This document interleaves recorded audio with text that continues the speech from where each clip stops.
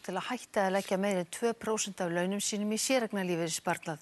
Fari það upp í 4% þarf fólk að borga 60 til 70% skatt þegar ríkið fer að rukka tvöfaldan skatt áramót. Þetta hann Jón.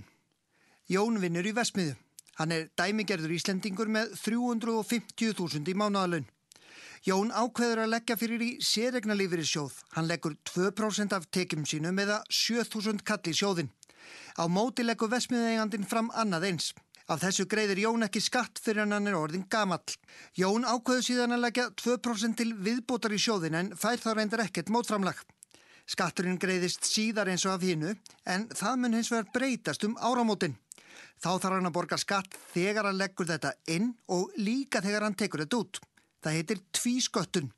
4.500 af þessum 7.000 kalli fara þá í skatt. Jón á þá 2.500 krónur eftir. Hvað á Jón að gera? Fólk á einfaldlega hætta að leggja til þennan sparnað. Af hverjum 1.000 krónur sem lögðin í þennan sparnað verður menn að borga sjálfsagt 60 til 70% í skatt.